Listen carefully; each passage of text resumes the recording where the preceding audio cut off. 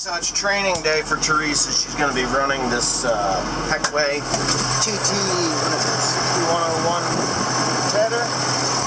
We're going to get her going on that. So hop on up in there, get in the command seat, because that's your job. I got your ass.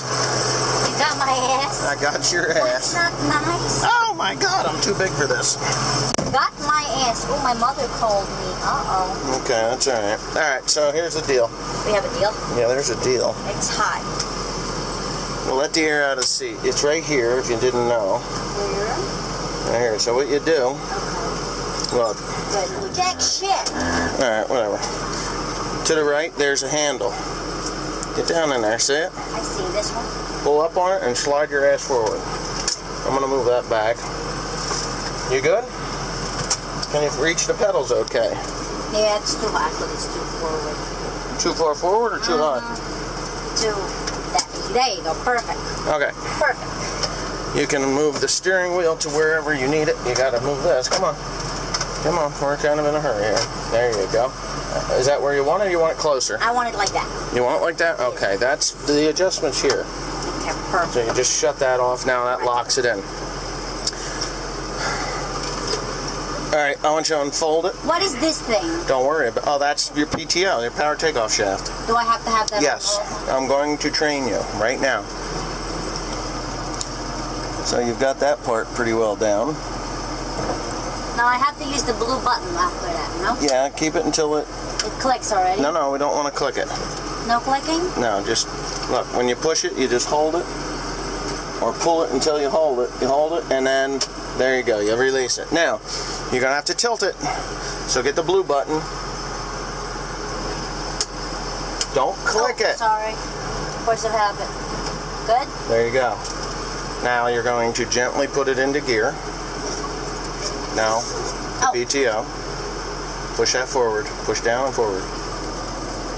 Okay. Now, I've already set your speed. You're going to go 6 miles per hour. Okay. Run your RPMs up. RPMs all the way up. All the way up. All the way up. Okay, put her in gear. Now you're Ted. Now listen. Telephone poles will fuck things up so bad you don't have any idea. Get your foot off the brake. Well. Get your foot off the brake. You follow the middle. The middle. You go like this. Down the center. Ah, the middle without the yes, head. You're taking 2 windrows at a time. Okay, got you. No, I'm going to have you going slow because I want you to go slow. This is the slowest? This is all the faster I want you to go. Well, I want to go slower. No, you're going this speed. Okay. This is the speed you're going to go. That's it. Stop with that thing on my face. Why, you afraid it's going to break the camera? Yes. Okay, so. It's called the learning deal. We're only going 5 miles an hour, so you can't get into too much trouble. Yeah. Tedder's working wonderfully. Thank you, Peckway. Thank you, Peckway. Well, yeah, I'd say thank you. I think it's working great. Picks it clean off the ground. This hasn't been rained on like the stuff I tedded the last time, so it's a lot easier to. It's a lot easier on the machine. And you can see the wheels that are supporting the baskets, the big wheels in the front here. You can see those springs are bouncing up and down, taking a lot of the shock away from the wheels that are under the baskets, which I like. And it's doing a good job too, spreading it out pretty nice. Turning it over. This is Teresa's first go at this job. And hopefully she doesn't rack into what? Something telephone pole. Yeah, telephone pole. Yeah, you see, it's a funny thing about telephone poles, and I'm guilty of this also. I mean, I've hit a couple of them over the years. They jump out into fields. They just kind of appear there and cause major damage to stuff. And the last thing I hit a telephone pole with was actually the disc harrow, and it popped off the closing, or the last furrow closer disc at the back, or on the back side of those. But it was no big deal because I just loosened the bolt up, put it back on, and that was the end of it. But Timothy, on the other hand, if you remember back in the archives, he turned that HT 154 New Holland hay rake into a pretzel. Wow. Oh yeah, hit a guy wire. He actually cracked the pole. And He cracked the pole. They asked if they needed to replace the pole. Oh my and I told them no, because it didn't knock it over, and which, you know, in the end it doesn't really matter, but he cracked the pole. The thing looked like a horseshoe, and I ended up getting the H&S 1460 or 1660 rake. And that worked out pretty good. I wouldn't recommend one of those again. I don't think that they're as durable as they should be, but yeah. H&S makes a nice carded rake, as I've used in the past, and I continue to use today. Peckway makes a nice carded rake, a mid-cap rake, which we will be raking with, using to rake this hay with, probably tomorrow. So we're only going to flip this up today, get it spread out, because we're supposed to have intense heat and sun tomorrow, and it'll be dried out enough by then to get into a big bale. But today, my goal is way over there. I've got about 115 acres of hay to cut over there, so I'll do that today, and Teresa will get it all spread out yet today. Life will be good. No lunch for us in the field today, right? Nope. Because guess what? The lunch lady is working. Right? Mm-hmm. Yeah, we'll have to get pizza. I don't like pizza. We'll have to get crabs. You like crabs, right? Yeah, but there's no seafood places around here, is there? I don't like seafood. I like seafood. Yeah. You don't like crabs? I don't like I'm crabs. sure old man doesn't like crabs. There's what? I don't like crabs, especially the kind that make you itch. You don't like those kind of crabs either, do you? Me too. Yeah, you ever have that kind? What? No. Shut up! I never did either.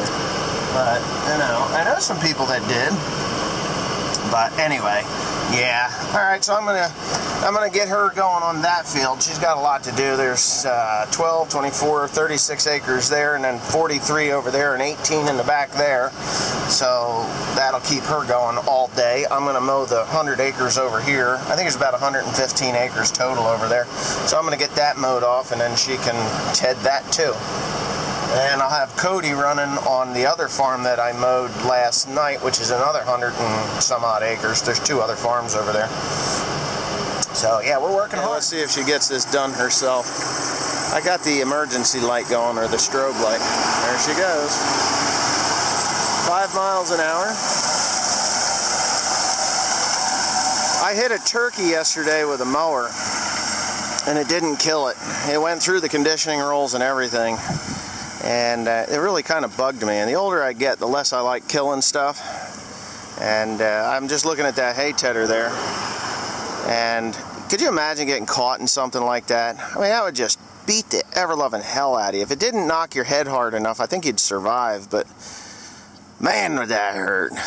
But anyways, with that being said, the sun's getting pretty hot. I don't know what the temperature is, but Teresa's doing her job. 5 miles an hour is all the faster I want her to go. This hay was not conditioned. This went through the case windrower. Is what we mowed yesterday. And a lot of people are like, hey, I want to know the difference between a conditioned roll, a conditioned field, and a non-conditioned field, a side-by-side comparison. Well, that field I did 100% of it, and this field Dad did 100%. I had the John Deere, he had the case. That we just tedded like minutes ago, and now Teresa's going to have this one done, and life should be pretty good. It's going to be all spread out here nice, and maybe even by tonight I might even be able to run some of this through a baler. I don't know though. I mean, it's pretty green. It's beautiful stuff, and I had somebody stop already looking to buy it, which it's not for sale for unless somebody's got cash. You know, I'm not selling hay unless I got cash in my hand. But it's just a gorgeous day. It really is. Good haymaking weather. It smells nice out here.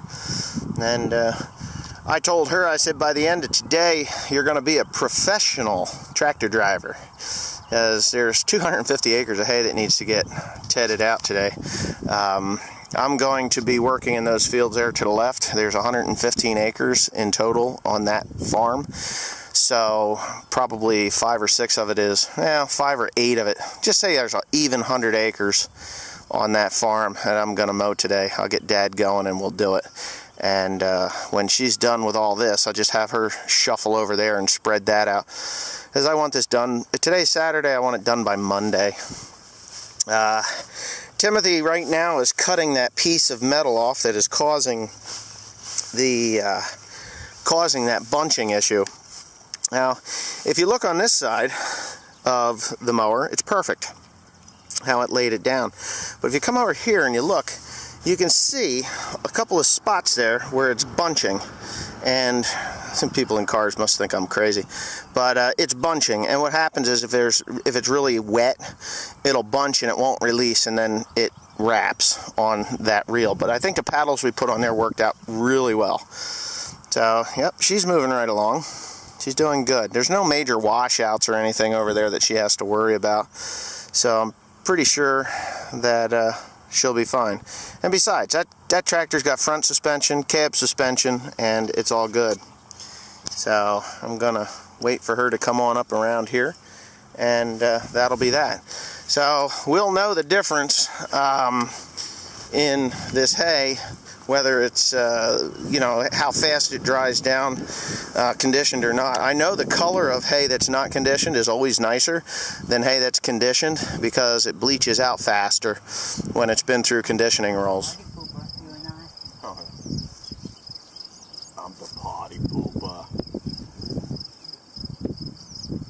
Oh, yeah. Better things to do? Okay, so apparently my SD card for my drone is full. But anyway, Dad's raking this, and I'm going to go hook up the baler. It's still a bit damp. We're only going to rake this one field and call it a day. I'm going to bale it and make sure the baler is ready to rock and roll for tomorrow, because you got to be ready when you got 1,000 bales of hay on the ground. So I'm going to be running with probably 2, possibly 3 hay rakes tomorrow, getting this shit all raked up and ready to rock and roll. And yeah, hopefully I'll have 1,000 bales in 2 days. I'm hoping for 1,000 bales in 2 days. I don't know if that's what's going to happen, but I'm just hoping. Yeah. So this is just the test run. I'm putting in the twine. I had mud get up in the knotter on the baler here. The last bales I made kind of agitated me a little bit. I don't think I bent anything, but I did clean it all out. And I'm just going to make sure that it's running, because if not, I can work on it tonight to get that knotter running properly. If it all fails, So, but anyways, yeah, thanks for watching.